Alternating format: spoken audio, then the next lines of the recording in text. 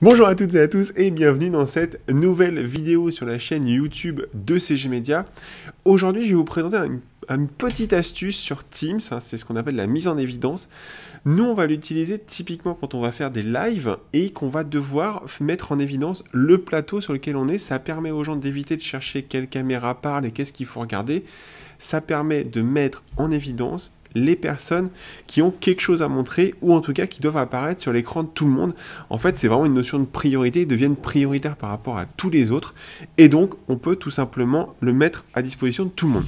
Je vais vous montrer sur mon écran, donc j'ai lancé une visio avec Céline pour tout simplement ce petit tips, c'est un tips qui va aller très très vite.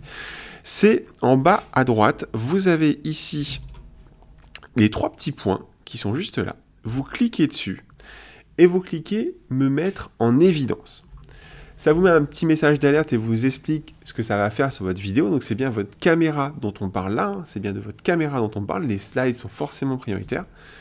On se met en évidence, on va avoir ici en permanence une alerte nous disant que notre vidéo est mise en surbrillance pour tous les participants de la réunion. Donc du côté de Céline, ça a fait quoi?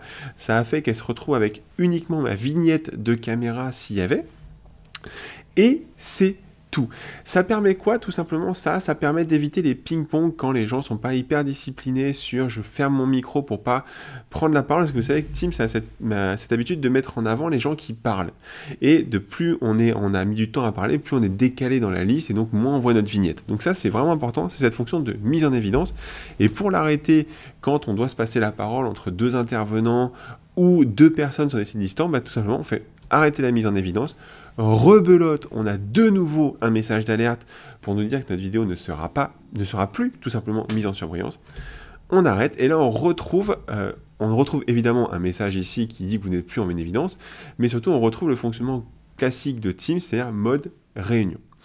Voilà pour cette vidéo, elle est très très courte, mais c'est une fonction que les gens n'utilisent pas et je trouve ça dommage en 2021 quand on a une plénière, quand on a une personne qui va parler pendant un certain temps. Le but c'est vraiment d'utiliser cette fonction quand les personnes vont parler un peu plus de 2-3 minutes en fait. Comme ça il n'y a pas de parasite, c'est vraiment les gens qui parlent qu'on a à l'écran et c'est ce qui est primordial en visioconférence pour tout simplement faciliter les échanges. Voilà pour cette vidéo sur Teams, donc ça sera dans la catégorie astuces Teams. On va en faire plein, des petites pastilles comme ça de quelques minutes pour vous montrer des astuces très faciles à mettre en œuvre et très très pratiques au quotidien. Je vous dis rendez-vous à très très bientôt pour une prochaine vidéo. En attendant, n'hésitez pas bien sûr à vous abonner à la chaîne YouTube, à nous rejoindre sur les réseaux sociaux et on vous dit à très très bientôt pour une prochaine vidéo.